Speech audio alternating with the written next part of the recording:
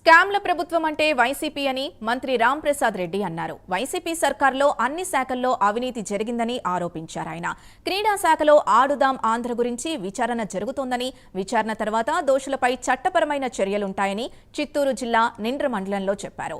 జగన్ ఆధ్వర్యంలో పెద్ద ఎత్తున లిక్కర్ స్కామ్ జరిగిందని, ఆ విషయంలో చట్టం తన పని తాను చేసుకుపోతోందన్నారు రాంప్రసాద్.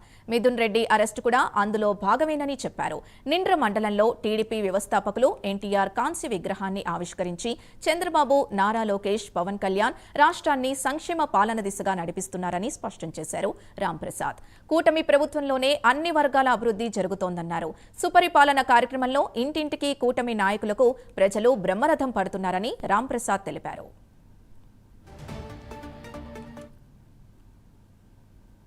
చిత్తూరుకు 2 పర్యాయాలు తెలుగుదేశం పార్టీ అధ్యక్షుడిగా పనిచేసిన వర్గీయులు పెద్దలు రమేష్ చంద్రప్రసాద్ గారి వర్ధంతిని పురస్కరించుకొని వారి స్వగృహంలో ఈరోజు మా ఉమ్మడి చిత్తూరు జిల్లాకు చెందిన అతిరథ మహారథులు ఇక్కడ పాల్గొనడం జరిగింది.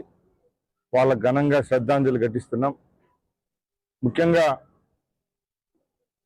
గౌరవనీయులు పెద్దలు తెలుగుదేశం పార్టీ వ్యవస్థాపకులు అన్న నందమూరి తారక రామారావు గారు తెలుగుదేశం పార్టీ స్థాపించినప్పటి నుంచి తెలుగుదేశం పార్టీ నాయకునిగా ఉమ్మడి చిత్తూరు జిల్లాలో తెలుగుదేశం పార్టీకి సేవలు అందించిన వారి కుటుంబ సభ్యులకు మా అందరం ఎప్పుడు సహాయ సహకారాలు అందిస్తామని ఈ సమావేశంలో చెప్తున్నా.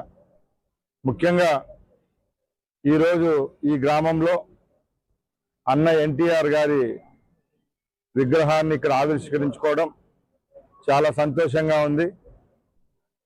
తెలుగుదేశం పార్టీ అంటేనే ఒక క్రమశిక్షణ. తెలుగుదేశం పార్టీ స్థాపించినప్పటి నుంచి ఈ రోజు వరకు ఎన్టీఆర్ గారి నాయకత్వంలో ఈ రోజు వరకు చంద్రబాబు నాయుడు గారు ముఖ్యమంత్రిగా ఈ రాష్ట్రంలో ప్రభుత్వం